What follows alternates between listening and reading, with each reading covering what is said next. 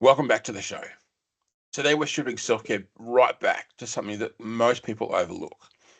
Everyday self-care that doesn't feel like work. Because here's the truth. Too many people treat self-care like just another job to do, another thing on the to-do list. Book your yoga class, write in the gratitude journal, meditate before bed. And while these things are great, they can start to feel like pressure. Almost like self-care has become this performance that we have to nail. But what if self-care didn't look like effort? What if it wasn't these big rituals or scheduling things weeks in advance? What if it was simply woven into your day in ways so natural you didn't even notice you were doing it? And that's what we're diving into today. Here's the uncomfortable truth. The way that most of us have been sold self-care is completely backwards. It's commercialized, branded, and turned into another should. You've probably seen posts, the bubble bars, the face masks, the perfect morning routine.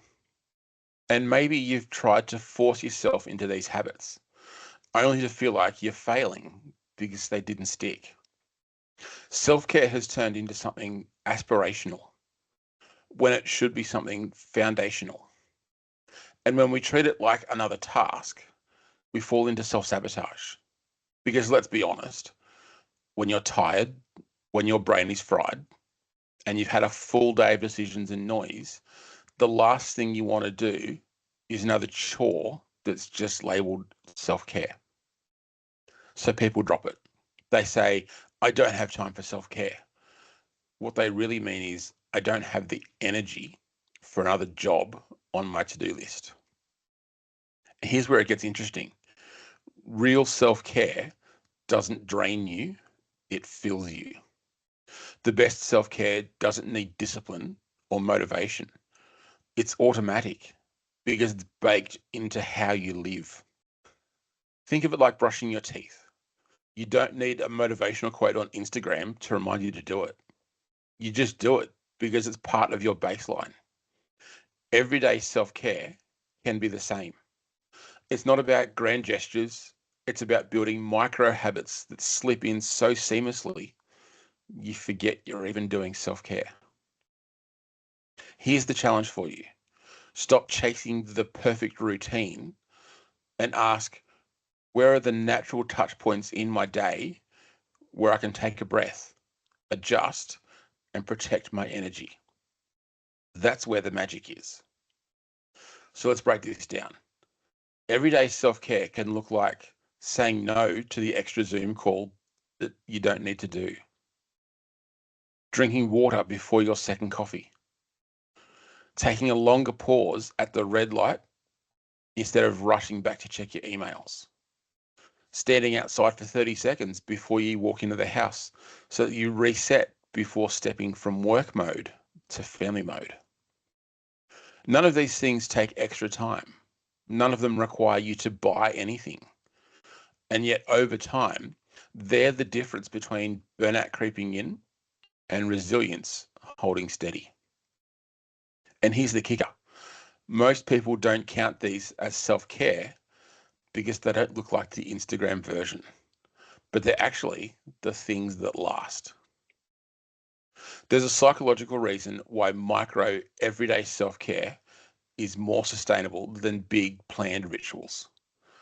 And it taps into something called decision ease. Every time you try to avoid adding another decision, what class to book, what journal prompt to write, what exact 10-minute routine to do, you're protecting your mental energy. And when you protect that energy, you free yourself up for the moments that really matter. Self-care builds resilience through repetition. The more you practice these small, effortless shifts, the more your nervous system learns, I'm safe, I can slow down, I don't need to be in survival mode all the time. That's what makes this style of self-care powerful. It lowers the threshold. You don't need to be at 100% motivation just to do it. You just do it because it fits in with your real life. Here's the hard truth I want to leave you with. If your self-care feels like work, it's not self-care. It's a performance, and performances burn you out. Everyday self-care asks you to be brutally honest with yourself. Stop chasing what looks good on the outside and start choosing what feels good on the inside. So here's the challenge. Pick one thing you're already doing every day and turn it into an act of care. Maybe it's your shower. Maybe it's your morning coffee. Maybe it's the drive home.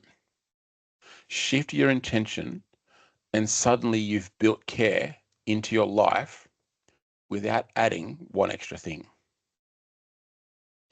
So everyday self-care doesn't feel like work. That's the secret that most people miss. It's not about effort. It's about alignment. It's about making care your default, not your emergency plan.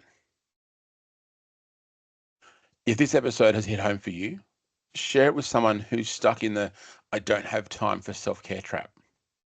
And if you want more conversations like this, make sure you follow the show so that you never miss an episode.